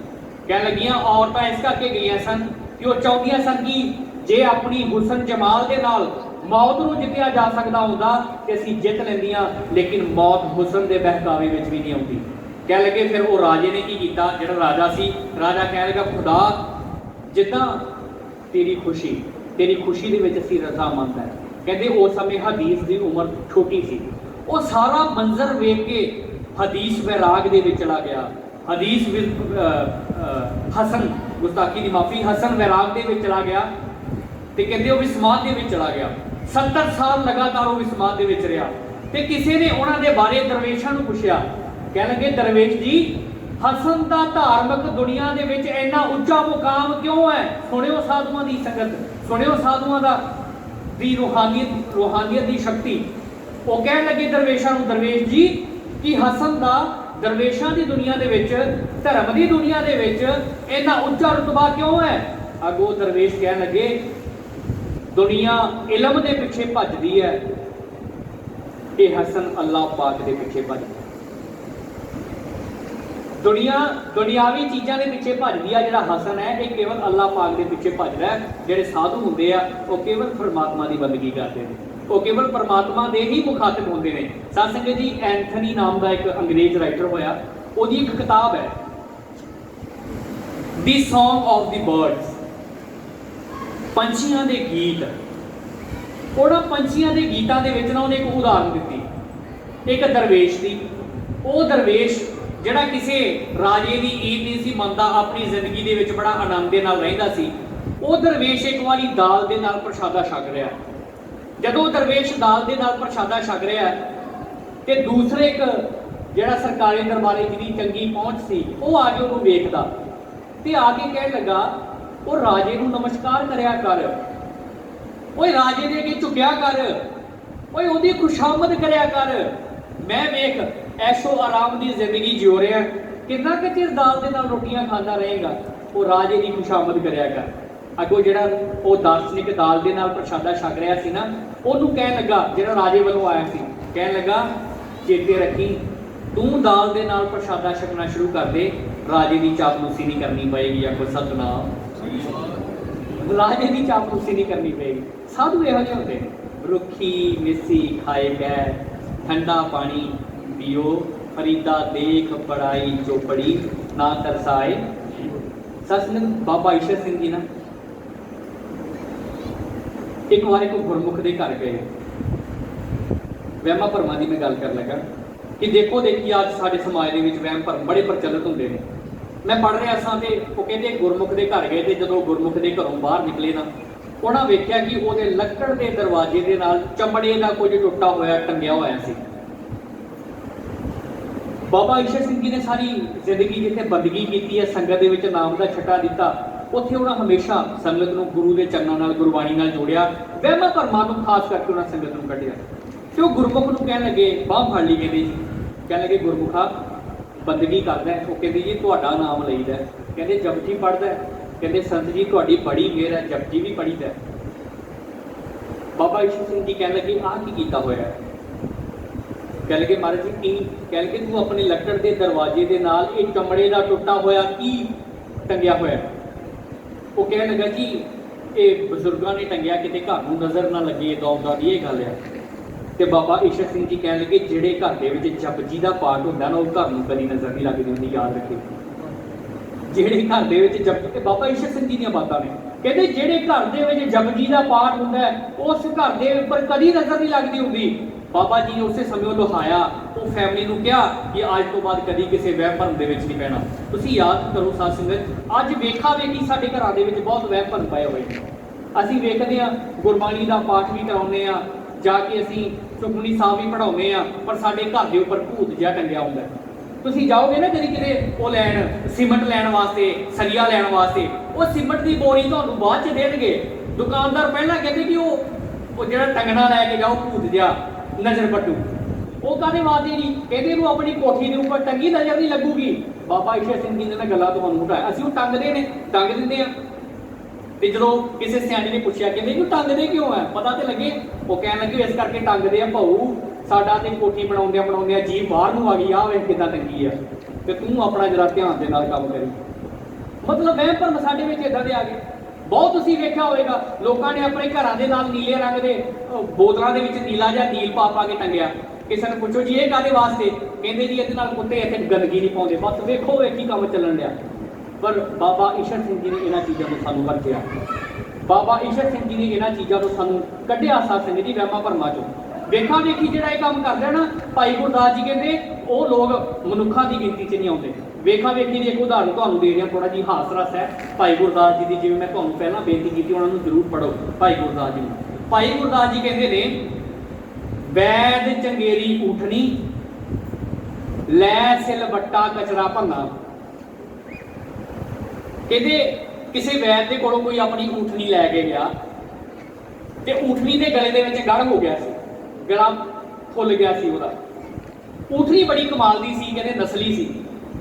वैद के कोलों लैके गया तो वैद नूं कहंदा वैद जी जे मेरी ये ऊठनी मर गई ਤੇ ਮੇਰੀ ਜ਼ਿੰਦਗੀ ਤਬਾਹ ਹੋ ਜਾਣੀ ਹੈ। ਵੈਦ ਨੇ ਪੁੱਛਿਆ ਜੀ ਕਿੱਦਾਂ? ਮੈਂ ਗੱਲ ਕਰ ਰਿਹਾ ਵੇਖਾ ਵੇਖੀ ਬਸ, ਵੀ ਉਹਨੇ ਵੀ ਟੰਗਿਆ ਜੀ, ਅਸੀਂ ਵੀ ਆਪਣੇ ਘਰ ਦੇ ਅੱਗੇ ਟੰਗ ਦਈਏ, ਉਹਨੇ ਵੀ ਇਹ ਵਹਿਮ ਭਰਮ ਕੀਤਾ, ਅਸੀਂ ਵੀ ਕਰ ਲਈਏ।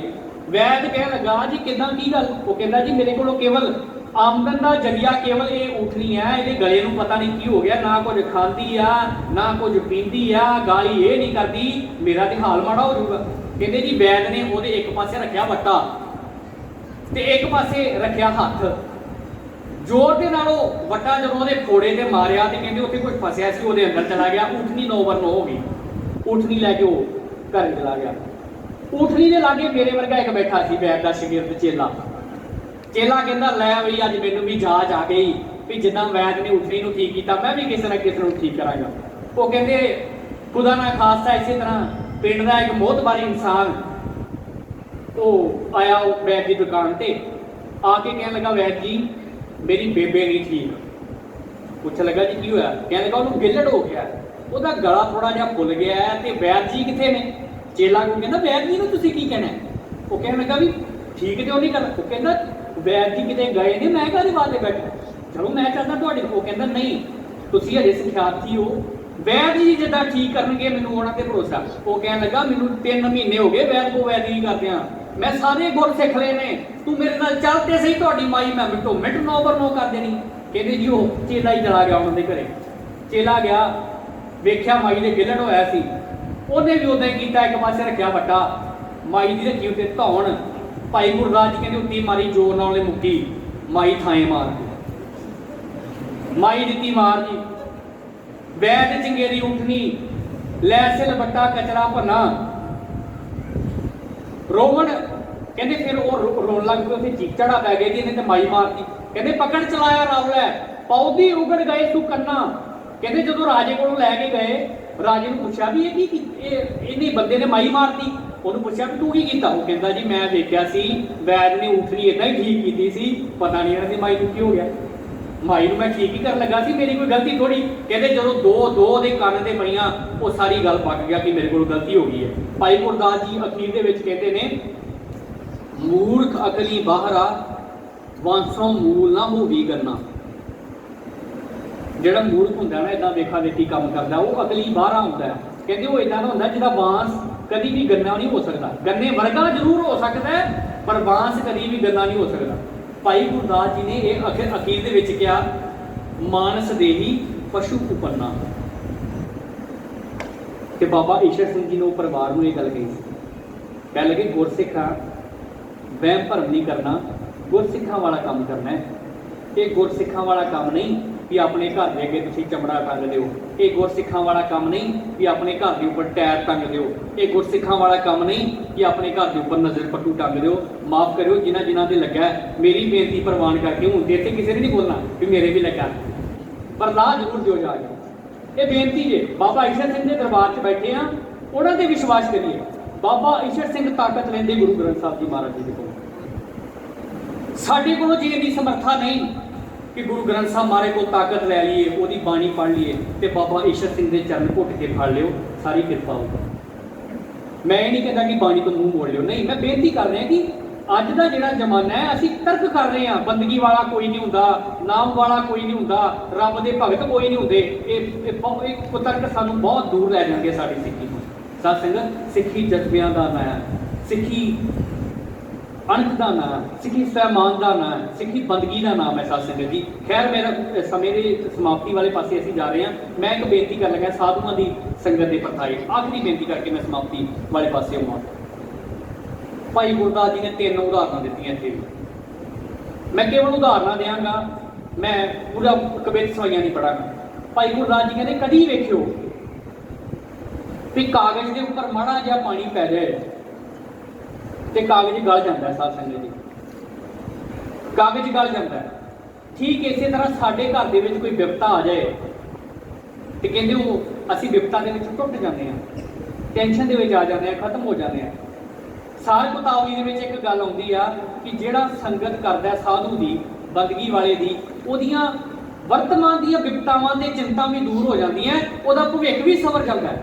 ਉਹ ਕਹਿੰਦਾ ਕਿਵੇਂ? ਕਹਿੰਦੇ ਜਿਵੇਂ ਗੰਗਾ ਦਾ ਜਲ ਪੀਣ ਦੇ ਨਾਲ ਬੰਦੇ ਦੀ ਪਿਆਸ ਵੀ ਬੁੱਝ ਜਾਂਦੀ ਹੈ, ਤੇ ਕਹਿੰਦੇ ਉਹਦਾ ਉਹਦੇ ਪਾਪ ਵੀ ਧੁਲ ਜਾਂਦੇ ਆ, ਜਿਵੇਂ ਵੇਦਾਂ ਦੇ ਵਿੱਚ ਲਿਖਿਆ ਹੈ। ਠੀਕ ਇਸੇ ਤਰ੍ਹਾਂ ਸਾਧੂ ਦੀ ਸੰਗਤ ਦੇ ਨਾਲ ਉਹਦੀਆਂ ਵਰਤਮਾਨ ਦੀਆਂ ਵਿਪਤਾਵਾਂ ਵੀ ਖਤਮ ਹੋ ਜਾਂਦੀਆਂ ਤੇ ਭਵਿੱਖ ਦੇ ਦੁੱਖ ਵੀ ਦੂਰ ਹੋ ਜਾਂਦੇ ਆ। ਭਾਈ ਗੁਰਦਾਸ ਜੀ ਕਹਿੰਦੇ ਜਿਵੇਂ ਇੱਕ ਕਾਗਜ਼ ਹੈ, ਕਾਗਜ਼ ਦੇ ਉੱਪਰ ਥੋੜਾ ਜਿਹਾ ਅਸੀਂ ਪਾਣੀ ਪਾਇਆ, ਪਾਣੀ ਦੇ ਨਾਲ ਕਾਗਜ਼ ਗਲ ਜਾਂਦਾ ਹੈ, ਪਰ ਕਹਿੰਦੇ ਜੇ ਉਸੇ ਕਾਗਜ਼ ਨੂੰ ਘਿਓ ਦਾ ਲੇਪ ਲਾ ਕੇ ਪਾਣੀ ਦੇ ਵਿੱਚ ਰੱਖਿਆ ਜਾਏ, ਕਹਿੰਦੇ ਕਾਗਜ਼ ਗਲਦਾ ਨਹੀਂ। ਉਹ ਘਿਓ ਦਾ ਲੇਪ ਕਾਗਜ਼ ਨੂੰ ਬਚਾ ਲੈਂਦਾ ਹੈ। ਦੂਜੀ ਉਦਾਹਰਨ ਦੇ ਵਿੱਚ ਭਾਈ ਗੁਰਦਾਸ ਜੀ ਕਹਿੰਦੇ ਜਿਵੇਂ ਕੁਆਂਟਲਾਂ ਦੇ ਹਿਸਾਬ ਦੇ ਨਾਲ ਰੂੰ ਪਿਆ ਹੋਵੇ ਤੇ ਰੂੰ ਨੂੰ ਮਾੜੀ ਜਿਹੀ ਅੱਗ ਲੱਗ ਜਾਏ ਤੇ ਕਹਿੰਦੇ ਉਹ ਸਾਰਾ ਰੂੰ ਸੜ ਕੇ ਸਵਾਹ ਹੋ ਜਾਂਦਾ ਹੈ, ਪਰ ਕਹਿੰਦੇ ਉਸੇ ਰੂੰ ਦੀ ਬੱਤੀ ਬਣਾ ਕੇ ਦੀਵੇ ਵਿੱਚ ਰੱਖੀ ਜਾਏ, ਉਹਦੇ ਨਾਲ ਤੇਲ ਰੱਖਿਆ ਜਾਏ, ਕਹਿੰਦੇ ਉਹ ਬੱਤੀ ਵੀ ਕਿੰਨਾ ਚਿਰ ਕੱਢ ਜਾਂਦੀ ਹੈ। ਦੋ ਉਦਾਹਰਨਾਂ ਹੋ ਗਈਆਂ ਸੱਸ। ਆ ਗੱਲ ਪੱਲੇ ਨਾਲ ਬੰਨ ਲਿਓ ਕਿਰਪਾ ਕਰਕੇ, ਮੇਰੀ ਬੇਨਤੀ ਹੈ ਤੁਹਾਡੇ ਚਰਨਾਂ ਦੇ ਵਿੱਚ। ਤੀਜੀ ਉਦਾਹਰਨ ਦੇ ਵਿੱਚ ਭਾਈ ਗੁਰਦਾਸ ਜੀ ਕਹਿੰਦੇ ਜਿਵੇਂ ਲੋਹੇ ਦਾ ਕਿੱਲ ਪਾਣੀ ਵਿੱਚ ਸੁੱਟੋਗੇ ਉਸੇ ਸਮੇਂ ਡੁੱਬ ਜਾਏਗਾ, ਪਰ ਉਹੀ ਲੋਹੇ ਦਾ ਕਿੱਲ ਜੇ ਲੱਕੜ ਦੇ ਨਾਲ ਠੋਕ ਕੇ ਪਾਣੀ ਵਿੱਚ ਸੁੱਟੋਗੇ ਉਹ ਵੀ ਨਾਲ ਨਾਲ ਤਰ ਜਾਂਦਾ ਹੈ। ਕਹਿੰਦੇ ਠੀਕ ਇਸੇ ਤਰ੍ਹਾਂ ਬੜੀਆਂ ਵਿਪਤਾਵਾਂ ਆਉਂਦੀਆਂ, ਬੜੀਆਂ ਚਿੰਤਾਵਾਂ ਆਉਂਦੀਆਂ, ਬੜੇ ਦੁੱਖ ਤੇ ਦਲਿੱਦਰ ਮਨੁੱਖ ਦੀ ਜ਼ਿੰਦਗੀ ਦੇ ਵਿੱਚ ਆਉਂਦੇ ਆ, ਪਰ ਜਦੋਂ ਸਾਧੂਆਂ ਦੇ ਚਰਨ ਘੁੱਟ ਕੇ ਫੜ ਲਏ ਜਾਣ ਉਹ ਸਾਰੇ ਖਤਮ ਹੋ ਜਾਂਦੇ ਆ। ਕੋਈ ਸਤਿਨਾਮ। ਜਿਹਦੇ ਕਾਗਜ਼ ਛੋਟੀ ਜਿਹੀ ਬੂੰਦ ਦੇ ਨਾਲ ਗਲ ਗਿਆ ਲੇਕਿਨ ਘਿਓ ਦੇ ਲੇਪ ਦੇ ਨਾਲ ਉਹ ਬਚ ਜਾਂਦਾ ਹੈ।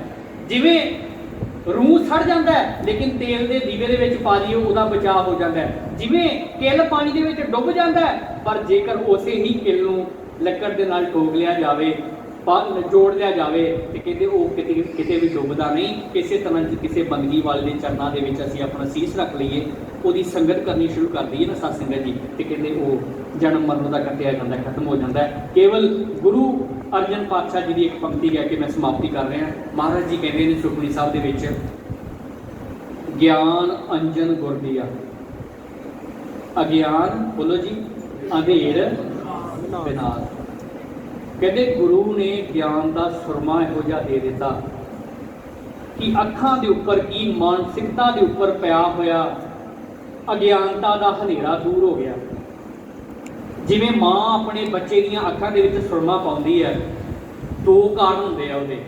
ਇੱਕ ਕਿ ਉਹਦੀਆਂ ਅੱਖਾਂ ਦੇ ਵਿੱਚੋਂ ਜਿੰਨਾ ਵੀ ਜਾਲਾ ਗੰਦਗੀ ਹੈ ਬਾਹਰ ਆ ਜਾਏ, ਦੂਜਾ ਮੇਰਾ ਪੁੱਤਰ ਵੇਖਣ ਨੂੰ ਸੋਹਣਾ ਲੱਗੇ, ਇਸ ਕਰਕੇ ਮਾਤਾ ਆਪਣੇ ਪੁੱਤਰ ਦੀਆਂ ਅੱਖਾਂ ਦੇ ਵਿੱਚੋਂ ਸੁਰਮਾ ਪਾਉਂਦੀ ਹੈ। ਗੁਰੂ ਅਰਜਨ ਦੇਵ ਜੀ ਮਹਾਰਾਜ ਕਹਿੰਦੇ ਗੁਰੂ ਵੀ ਸਿੱਖ ਨੂੰ ਸੁਰਮਾ ਬਖਸ਼ਦਾ ਹੈ, ਗਿਆਨ ਦਾ ਸੁਰਮਾ ਬਖਸ਼ਦਾ ਹੈ। ਗਿਆਨ ਅੰਜਨ ਗੁਰ ਦੀਆ, ਅਗਿਆਨ ਅੰਧੇਰ ਵਿਨਾਸ਼। ਉਹਦਾ ਅਗਿਆਨਤਾ ਦਾ ਹਨੇਰਾ ਦੂਰ ਹੋ ਜਾਂਦਾ। ਫਿਰ ਜਦੋਂ ਅਗਿਆਨਤਾ ਮਿਟ ਜਾਂਦੀ ਹੈ ਕੀ ਹੁੰਦਾ ਹੈ? ਹਰ ਕਿਰਪਾ ਤੇ ਸੰਤ ਭੇਟਿਆ। ਹਰੀ ਦੀ ਕਿਰਪਾ ਦੇ ਨਾਲ ਸੰਤ ਦੀ, ਗੁਰੂ ਦੀ ਸੰਗਤ ਪ੍ਰਾਪਤ ਹੁੰਦੀ ਹੈ। ਉਹਦੇ ਨਾਲ ਕੀ ਹੁੰਦਾ ਸਾਧ ਸੰਗਤ ਜੀ? ਨਾਨਕ, ਉੱਚੀ ਬੋਲੋ ਜੀ, ਨਾਨਕ ਮਨ ਪ੍ਰਕਾਸ਼, ਮਨ ਦੇ ਵਿੱਚ ਪ੍ਰਕਾਸ਼ ਹੋ ਜਾਂਦਾ ਹੈ, ਮਨ ਦੇ ਵਿੱਚ ਖੇੜਾ ਆ ਜਾਂਦਾ ਹੈ, ਮਨ ਦੇ ਵਿੱਚ ਚਾਉ ਤੇ ਉਮਾ ਆ ਜਾਂਦਾ ਹੈ। ਸੋ ਜਿਹੜੇ ਸਾਧੂ ਹੁੰਦੇ ਨੇ ਸਾਧ ਸੰਗਤ ਜੀ, ਉਹ ਸਾਨੂੰ ਮਨ ਦਾ ਖੇੜਾ, ਮਨ ਦਾ ਉਮਾ, ਮਨ ਦਾ ਚਾਉ ਬਖਸ਼ਦੇ ਨੇ। ਜਿਵੇਂ ਭਾਈ ਨੰਦ ਲਾਲ ਜੀ ਆਪਣੀ ਰਚਨਾ ਦੇ ਵਿੱਚ ਕਹਿੰਦੇ ਨੇ, ਆਵੇ ਹੈ ਆਤਮਾ ਸੁਖਾਨੇ ਪੀਰੇ ਕਾਮਲ ਅਸਤ, ਦਿਲ ਹਾਏ ਮੁਰਦਾ ਰਾਤ ਬਾਕੁਨੰਦ ਜ਼ਿੰਦਾ ਉਹ ਖਲਾਸ। ਆਵੇ ਹੈ ਆਤਮਾ ਦਾ ਭਾਵ ਕਿ ਮੇਰੇ ਲਈ ਉਹ ਜ਼ਿੰਦਗੀ ਦਾ ਪਾਣੀ ਨੇ। ਕੀ? ਸੁਖਾਨੇ ਪੀਰੇ ਕਾਮਲ ਅਸਤ, ਪੂਰੇ ਪੀਰ ਦੇ ਜਿਹੜੇ ਬੋਲ ਨੇ ਉਹ ਮੇਰੇ ਲਈ ਜ਼ਿੰਦਗੀ ਨੇ। ਕਿਵੇਂ? ਉਹ ਕਹਿੰਦੇ ਦਿਲ ਹਾਏ ਮੁਰਦਾ ਰਾ, ਮੁਰਦਾ ਹੋਏ ਦਿਲ ਦੇ ਵਿੱਚ ਵੀ ਉਹ ਜਾਨ ਪਾ ਦਿੰਦੇ ਨੇ, ਤੇ ਕਹਿੰਦੇ ਮੇਰੀ ਉਹ ਖਲਾਸੀ ਕਰਾ ਦਿੰਦੇ। ਸਾਧੂਆਂ ਦੇ ਬੋਲ ਮੁਰਦਾ ਦਿਲਾਂ ਦੇ ਵਿੱਚ ਵੀ ਜਾਨ ਪਾ ਦਿੰਦੇ ਨੇ, ਤੇ ਬੰਦੇ ਦੀ ਬੰਦ ਖਲਾਸੀ ਵੀ ਕਰਾ ਦਿੰਦੇ ਨੇ। ਅਖੀਰ ਦੇ ਵਿੱਚ ਸਾਰੇ ਗੱਜ ਕੇ ਆਖੋ, ਧੰਨ ਧੰਨ ਬਾਬਾ ਈਸ਼ਰ ਸਿੰਘ ਜੀ, ਧੰਨ ਧੰਨ ਬਾਬਾ ਈਸ਼ਰ ਸਿੰਘ ਜੀ, ਧੰਨ ਧੰਨ ਬਾਬਾ। ਕੋਟਾਨ ਕੋਟ ਧੰਨਵਾਦ ਆਪ ਸਮੂਹ ਸੰਗਤ ਜੀ ਦਾ, ਕੋਟਾਨ ਕੋਟ ਧੰਨਵਾਦ ਸ਼੍ਰੀ ਗੁਰੂ ਗ੍ਰੰਥ ਸਾਹਿਬ ਜੀ ਮਹਾਰਾਜ ਜੀ ਦਾ, ਕੋਟਾਨ ਕੋਟ ਧੰਨਵਾਦ ਉਹਨਾਂ ਬੰਦਗੀ ਵਾਲੀਆਂ ਰੂਹਾਂ ਦਾ, ਜਿਨ੍ਹਾਂ ਦੀ ਕਮਾਈ ਸਦਕਾ ਅੱਜ ਅਸੀਂ ਬੈਠ ਕੇ ਉਹਨਾਂ ਦੀ ਉਸਤਤ ਕਰ ਰਹੇ ਹਾਂ, ਉਹਨਾਂ ਦੇ ਗੁਣਗਾਨ ਕਰ ਰਹੇ ਹਾਂ, ਦਾਸ ਦੇ ਪਾਸੋਂ ਬੋਲਦੇ ਹਾਂ। ਅਨੇਕਾਂ ਪ੍ਰਕਾਰ ਦੀਆਂ ਗਲਤੀਆਂ ਤੇ ਤਰੁੱਟੀਆਂ ਹੋ ਗਈਆਂ ਨੇ। ਗੁਰੂ ਸਾਹਿਬ ਤੇ ਗੁਰੂ ਸਾਹਿਬ ਜੀ ਦੀ ਸਾਜੀ ਨਿਵਾਜੀ ਸੰਗਤ ਬਖਸ਼ਣਯੋਗ ਹੈ, ਬਖਸ਼ ਲੈਣਾ ਜੀ। ਬਹੁਤ ਬਹੁਤ ਧੰਨਵਾਦ ਸਤਿਕਾਰਯੋਗ ਸਟੇਜ ਸੈਕਟਰੀ ਸਾਹਿਬ ਦਾ, ਬਹੁਤ ਹੀ ਪਿਆਰੇ ਸੱਜਣ, ਮੈਨੂੰ ਨਿੱਜੀ ਤੌਰ 'ਤੇ ਉਹਨਾਂ ਨੇ ਜੀ ਆਇਆਂ ਆਖਿਆ, ਬੈਠਣ ਦਾ ਮੌਕਾ ਮਿਲਿਆ, ਔਰ ਇਹ ਵੀ ਗਿਆਤ ਹੋਇਆ ਕਿ ਆਪ ਵੀ ਉਹ ਬਹੁਤ ਸੋਹਣਾ ਕਥਾ ਵੀ ਕਰ ਲੈਂਦੇ ਨੇ, ਚੰਗੇ ਬੁਲਾਰੇ ਨੇ।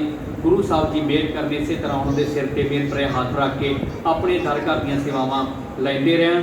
ਗੁਰੂ ਪਾਤਸ਼ਾਹ ਸਮੂਹ ਸੰਗਤ ਦੀਆਂ ਝੋਲੀਆਂ ਨਾਮ ਦੀ ਦਾਤ ਦੇ ਨਾਲ ਭਰ ਦੇਣ ਜੀ। ਅੰਤ ਕਰੋ ਗੁਰੂ ਫਤਿਹ ਦੀ ਸਾਂਝ ਬੁਲਾਓ ਜੀ। ਫਤਿਹ। ਵਾਹਿਗੁਰੂ ਜੀ ਕਾ ਖਾਲਸਾ, ਵਾਹਿਗੁਰੂ ਜੀ ਕੀ ਫਤਿਹ।